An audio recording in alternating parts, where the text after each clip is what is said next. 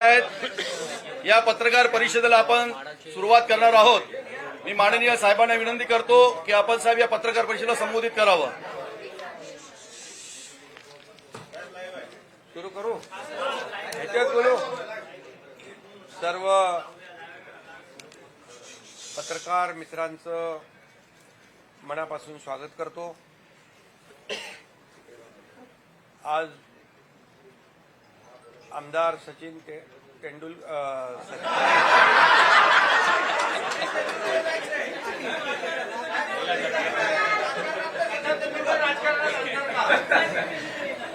त्यांना पण राजकारणात आणायचं। त्यांनी पण आज षटकार मारलेला आहे सचिन अहिर यांनी, कारण 6 खासदारांनी षटकार ठोकले गेल्या आठवड्यात। आता 6 मतदारसंघामध्ये काही लोक जाऊन आले, त्यांचं सचिन अहिर यांनी षटकार मारून स्वागत केलंय असं मी म्हणतो। या ठिकाणी खरं म्हणजे चौकार षटकार सुरूच आहेत, राहतील आणि एक एक समोरची विकेट धडाधड पडत राहील। हा झाला आपला क्रिकेटचा भाग, जाऊ द्या गमतीचा भाग। परंतु सचिन अहिर हे 3 वेळा विधानसभेचे आमदार होते, आता विधान परिषदेचे आमदार आहेत, राज्यमंत्री होते, 7 विभागांचं राज्यमंत्रीपद त्यांच्याकडे होतं। गिरणी कामगारांचे नेते म्हणून त्यांनी काम केलं। अनेक युनियनमध्ये त्यांनी प्रमुख पदावर काम केलं। कोळीवाड्यांचं आज आपण पाहतोय, जो मूळ मुंबईकर भूमिपुत्र यांच्या प्रश्नांची जाण असलेले नेते म्हणून त्यांची ओळख आहे। अनेक सर्वसामान्य कार्यकर्त्याला, मिल वर्करला, कामगार क्षेत्रातल्या कामगारांना, कोळी बांधवांना, शिवसैनिकांना न्याय देणारा नेता म्हणून, आज त्यांची ग्रासरूटचा नेता म्हणून, ग्रासरूटचा कार्यकर्ता म्हणून सचिन अहिर यांची ओळख आज आपण पाहतोय। आणि खऱ्या अर्थाने त्यांनी आज विधान परिषद उपसभापती पदाचा फॉर्म भरलेला आहे, महायुतीचा फॉर्म भरलाय आणि महायुती आज मजबूतीने विधानसभेत आणि विधान परिषद दोन्हीकडे बहुमतात आहे। त्यामुळे ते उपसभापती म्हणून उद्याच होईल ना, उद्या त्यांची प्रस्तावाच्या माध्यमातून निवड होईल आणि ते फक्त मुंबई पुरता नाही तर महाराष्ट्रामध्ये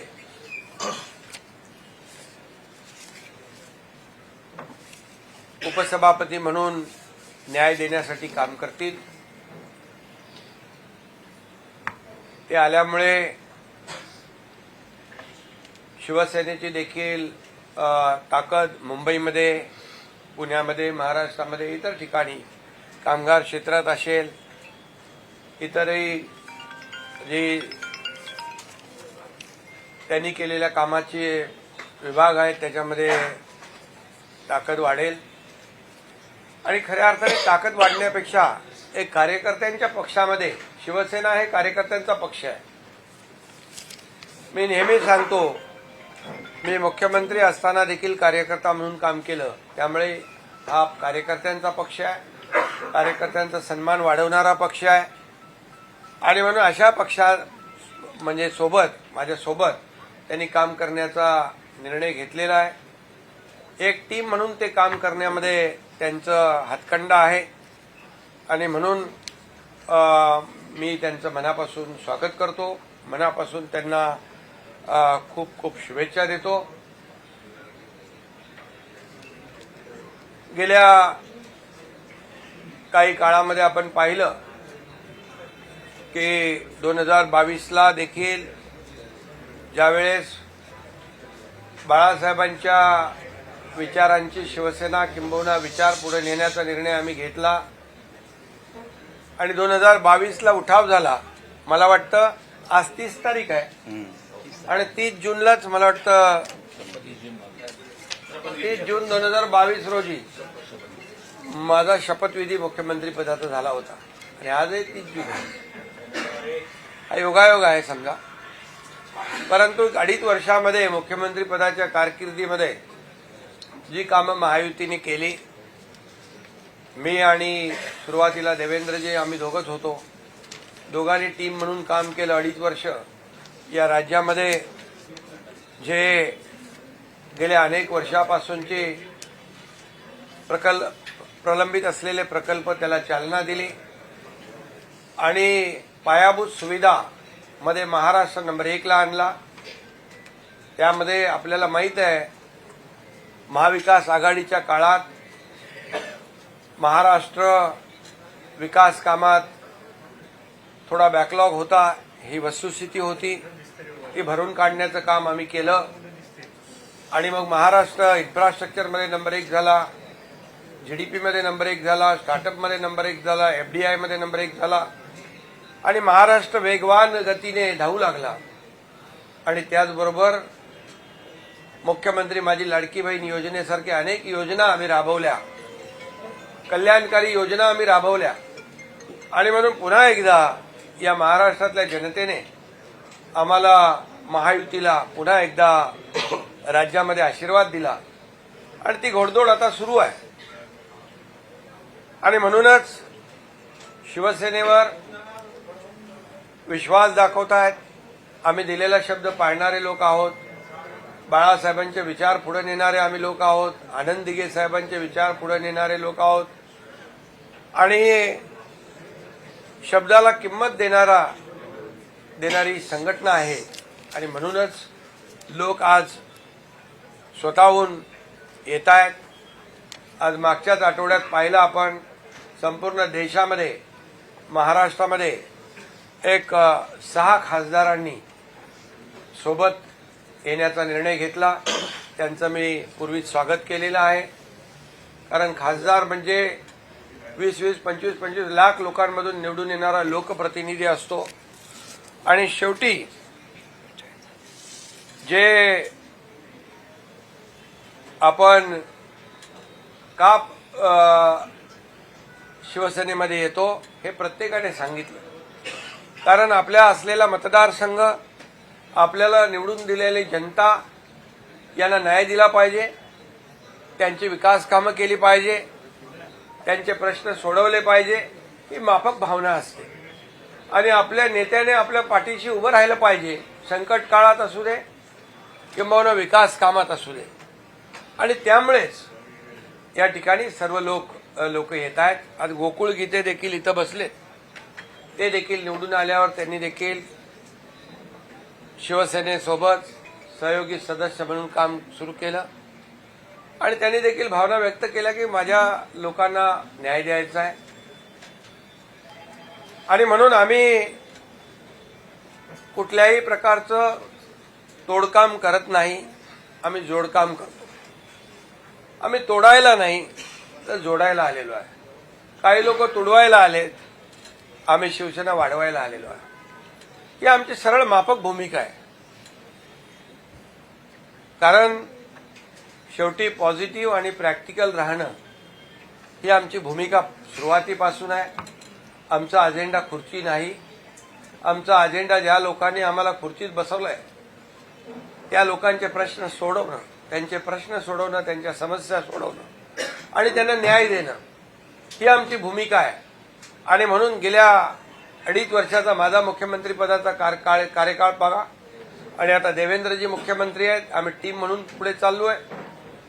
आज शेतकरी असो, कष्टकरी असो, वारकरी असो, लाडक्या बहिणी असो, युवा असो, प्रत्येकाच्या प्रश्नाला आम्ही न्याय देण्याचा प्रयत्न केलेला आहे.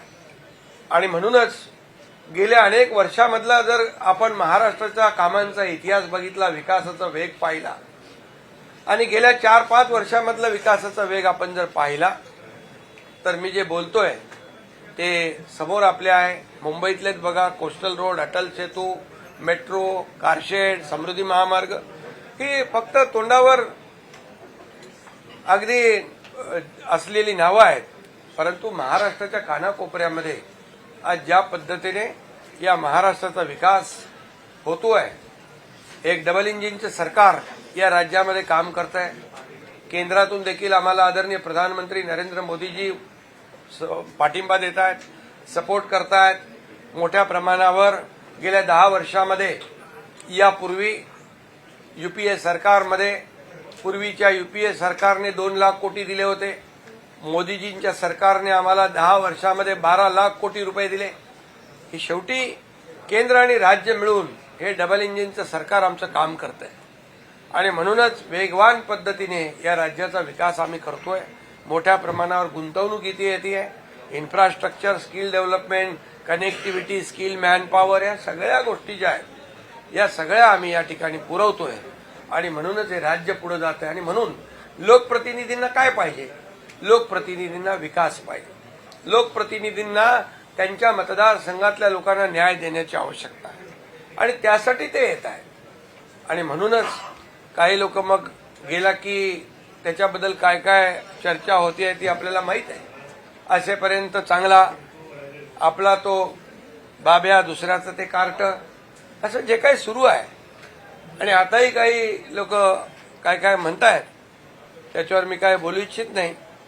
परंतु मी आपल्याला एवढंच सांगतो की आम्ही ज्या पद्धतीने पुढे जातोय, एक विकासाचा अजेंडा घेऊन आम्ही पुढे जातोय. सर्वसामान्य माणसाच्या जीवनामध्ये बदल घडवण्याचा एक निर्धार घेऊन आम्ही पुढे जातो. या महाराष्ट्राचा विकास अधिक जोमाने कसा होईल ही भूमिका घेऊन पुढे जातो आणि म्हणून लोक येत आहेत, म्हणून लोक जॉईन होत आहेत. आणि म्हणूनच मी आज सचिन अहिर यांचं मनापासून अभिनंदन करतो आणि मनापासून त्यांना शुभेच्छा देतो. मगाशी माझं त्यांच्या तोंडून माझं सचिन तेंडुलकर असं नाव, खरं म्हणजे ते अष्टपैलू आहेत. बॅटिंग, बॉलिंग सगळं करतात ते. गुगली पण सांभाळते आणि गुगली पण सांभाळतात. आज टाकली, हा? आज टाकली. आज गुगली टाकलेली आहे. त्यामुळे आता आज एक चांगला कार्यकर्ता ग्रासरूटचा आज सोबत काम करायला आलाय, त्याचं मी अभिनंदन करतो.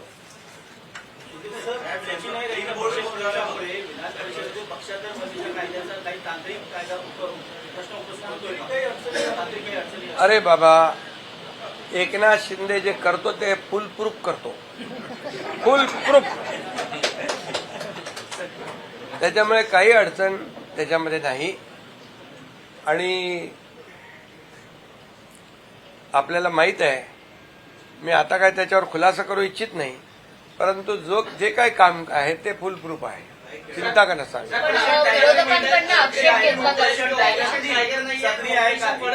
विधानसभेचे आमदार तुमच्या संपर्कात आहेत का? ठाकरेंची विधानसभेतील इतरही आमदार तुमच्या संपर्कात आहेत का ऑपरेशन टायगर 3च्या अंतर्गत?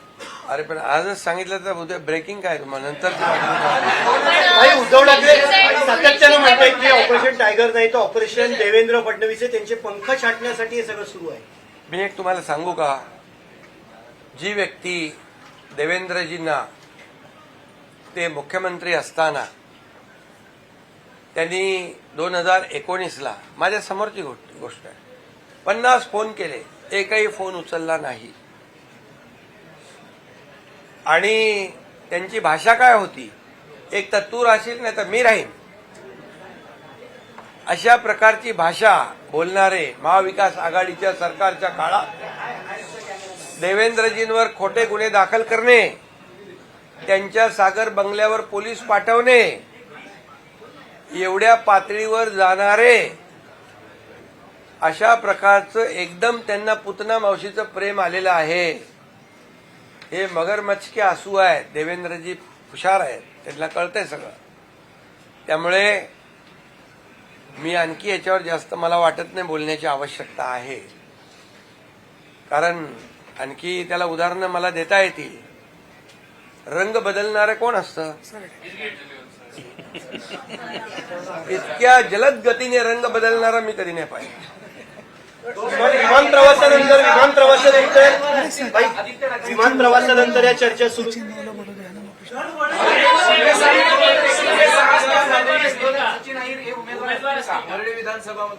अरे बाबा, तुम्ही आत्ताच कशाला? वेळ आहे त्याला, 3 वर्ष बरं, इथले आहे. पुढचे आमदार तुमच्या शेजारी बसलेत असं म्हणायचंय का? कारण आता आमदारच आहेत ते.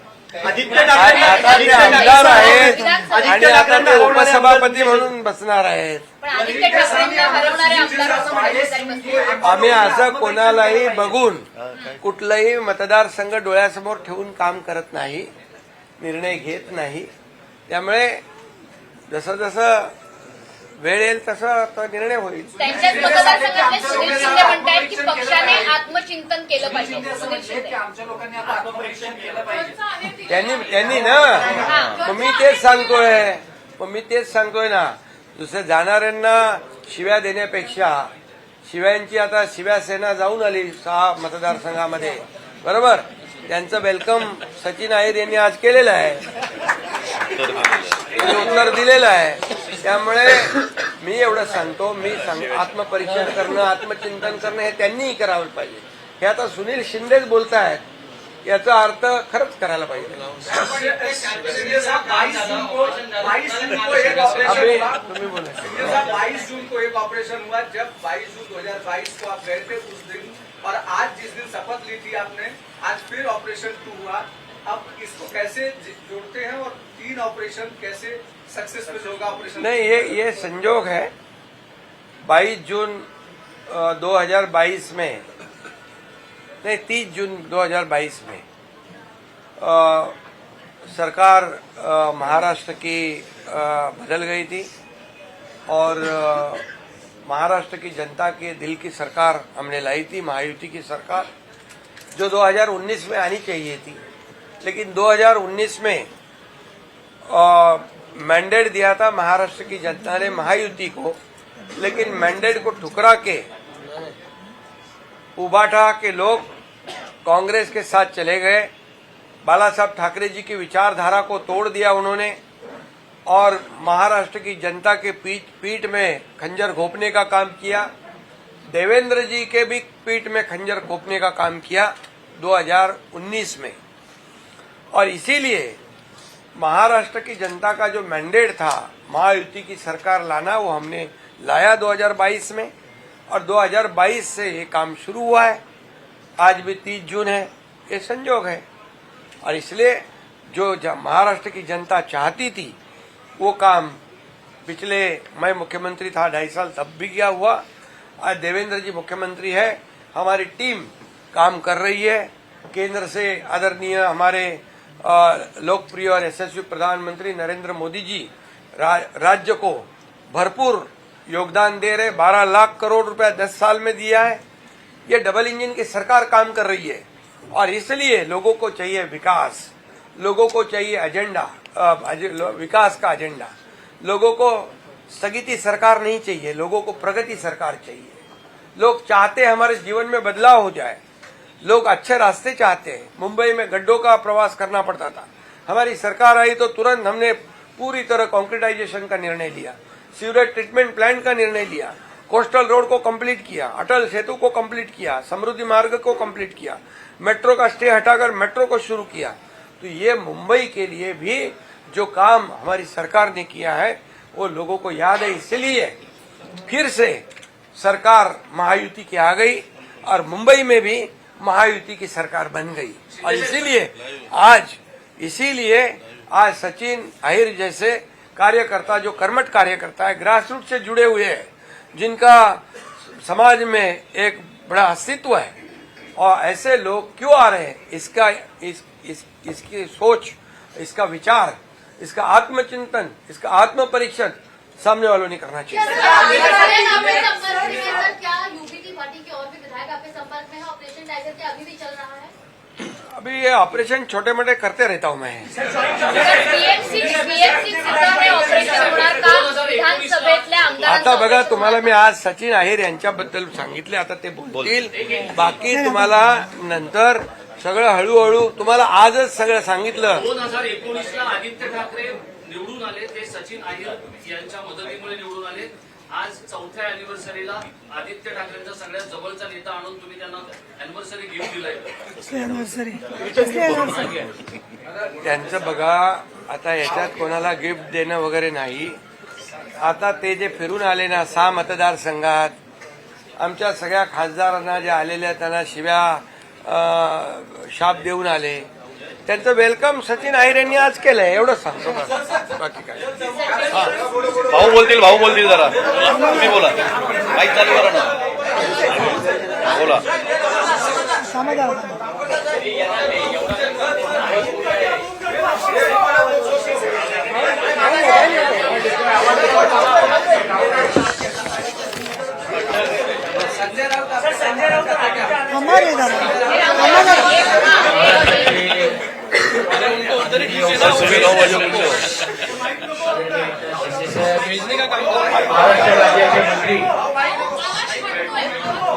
महाराष्ट्र राज्याचे माननीय मंत्री, माझे सहकारी ज्येष्ठ बंधू आदरणीय प्रताप सरनाईकजी, आदरणीय विधानसभेच्या विधिमंडळातील ज्येष्ठ सदस्या आणि मला नेहमी मार्गदर्शन करणाऱ्या अशा आमच्या ताई नीलमताई गोरेजी, लोकसभेचे आदरणीय माझे सहकारी ओमराजे निंबाळकरजी, तरुण सहकारी आणि माझे मित्र आदरणीय डॉक्टर श्रीकांत शिंदेजी, गोकुळजी, सर्व माननीय आमदार आणि आजी खासदार आणि लोकप्रतिनिधी आणि पक्षाचे प्रमुख पदाधिकारी देखील या यामध्ये आहेत. व्यक्तिशः मी आदरणीय एकनाथ शिंदे साहेबांचा मनापासून आभार मानतो की खरं तर कोळशातून ज्यावेळी हिरेची चमक दिसते आणि त्यावेळी ते हिरा जवळ करण्याची संधी येते, त्यातूनच विश्व घडवण्याचं काम आपण ज्यावेळी करत असतो, त्यावेळी आदरणीय शिंदे साहेबांनी माझ्यासारख्या कार्यकर्त्याला एक उपसभापती या पदावरती मान देऊन, बहुमान देऊन, मला वाटते तळागाळातला कार्यकर्ता देखील या पदापर्यंत जाऊ शकतो हे दाखवून देण्याचं काम त्यांनी केलं. स्वर्गीय बाळासाहेब ठाकरेजी असतील, स्वर्गीय आनंद दिघेजी असतील, ह्यांची प्रेरणा घेऊन ते सीएम पदाचा ज्यावेळी ते घेऊन काम करत होते त्यावेळी कॉमन मॅन ही एक ख्याती त्यांना मिळाली होती. आणि मला वाटते सर्वसामान्य लोकांचे प्रश्न सरकारमध्ये राहून तर सोडवलेच पाहिजे, परंतु त्याहीपेक्षा विधिमंडळामध्ये पण कामकाजामध्ये जो अपेक्षित आहे, जो कष्टकरी आहे, तो शेतकरी असेल, कामगार असेल, सर्वसामान्य वर्गाला पण देखील न्याय देण्याचं काम करण्याची भूमिका ही पुढच्या काळामध्ये त्यांच्या मार्गदर्शनाखाली, त्यांच्या नेतृत्वाखाली घेण्याची एक संधी मला या निमित्ताने मिळून दिलेली आहे. अर्थात उपसभापती पदामध्ये अनेक लोकांची नावं घेण्यासारखी आहेत. ते गवई साहेबांपासून असतील, माणिकराव ठाकरे साहेबांपासून असेल, वसंत डावकर आहेत आणि आता नीलमताईपासून त्याची गरिमा ही वाढवण्याचं काम हे सातत्याने केलेलं नाही. तेच प्रयत्न या पुढच्या काळामध्ये माझ्यासारख्या कार्यकर्त्यांचा पण राहणार आहे.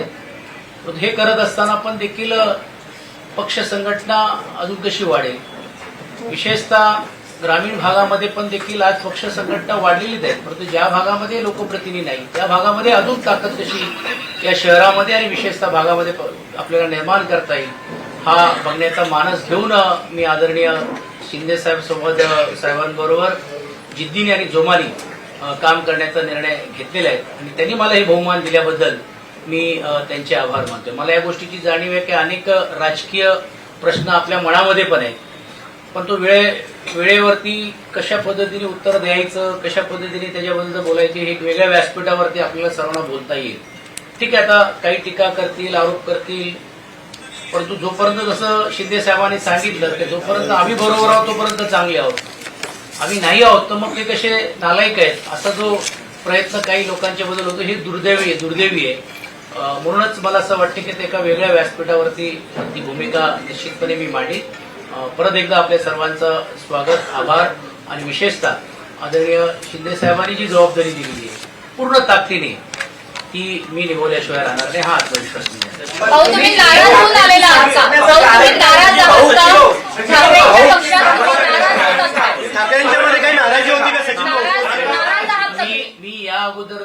सांगितलेलं आहे की राजकीय व्यासपीठावरती या सर्व प्रश्नाला उत्तर देईन. आता पहिली प्रतिक्रिया तर येऊ दे, आता हळूहळू यायला लागलेली आहेत. कोण सांगतोय मी गट ठेव राहणार आहेत, कोण म्हणतोय की हे स्वार्थासाठी आले, कोण म्हणतो काय काय गोष्टी आहेत. तर ते वेगळ्या व्यासपीठावरती बोलता येईल. कारण ज्यावेळी आपल्याकडे लोक येतात त्यावेळी तुम्ही स्वार्थाचा विचार करत नाही, आपल्याकडे जातात तर स्वार्थासाठी विचार करतात. ही जी म्हणणारी जी ख्याती जी लोकांची ती मी बोलीन आणि वेळेवरती योग्य रीतीने योग्य उत्तर देईल.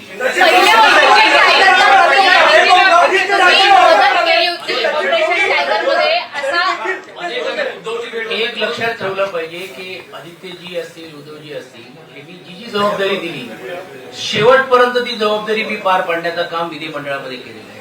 आदरणीय शिंदे साहेब पण त्या गोष्टीला साक्षीला आहे की एक पक्षाची ज्यावेळी भूमिका असते किंवा एक विचार असतो त्यावेळी आपण ती भूमिका ज्यासाठी आपण आहोत मांडण्याचं काम आपण करतो. जिकडे अयोग्य वाटत आहे, जिकडे योग्य वाटलं असेल तिकडे शासनाचं कौतुक देखील केलेलं आहे.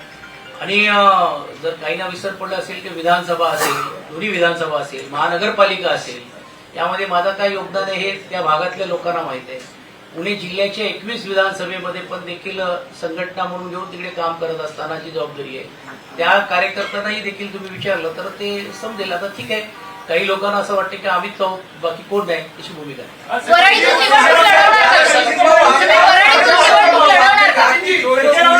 वरळीतून निवडणूक लढवणार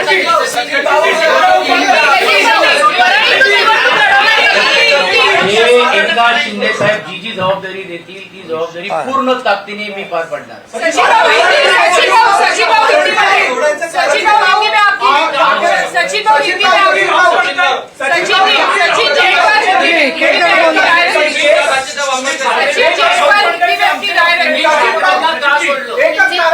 चला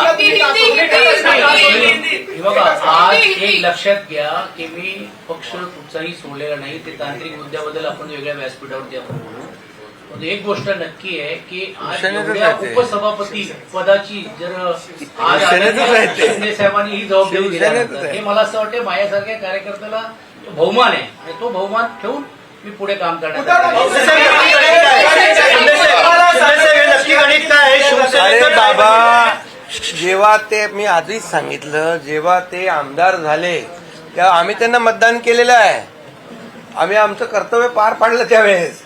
आणि ते तेव्हा आमदार झाले तेव्हा शिवसेना आणि धनुष्यबाण होता. आज शिवसेना आणि धनुष्यबाण आमच्याकडे आहे आणि ते शिवसेनेतच आहेत. तुम्ही काय म्हणताय सोडलं बिडलं काय, उगाच काहीतरी सोडलं तेव्हा शिवसेनाच होती. चला, धन्यवाद.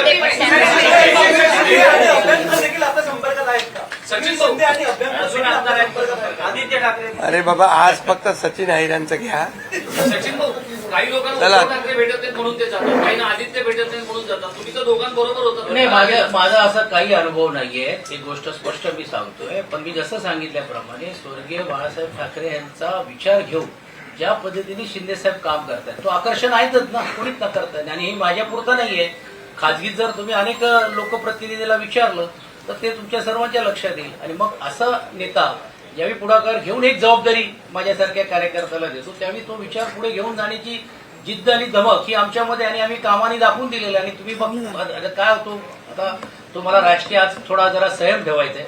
काही लोकांनी जे आयुष्यातले दगड उचललं नाही ते आता आम्हाला शिकवायला लागले तर कसं व्हायचं. अरे बाबा, त्यांनी काय सांगितलं आता आहे ना, ते कसे समोरून काय काय बोलतायत काय काय त्याच्यावर उत्तर देतील ते.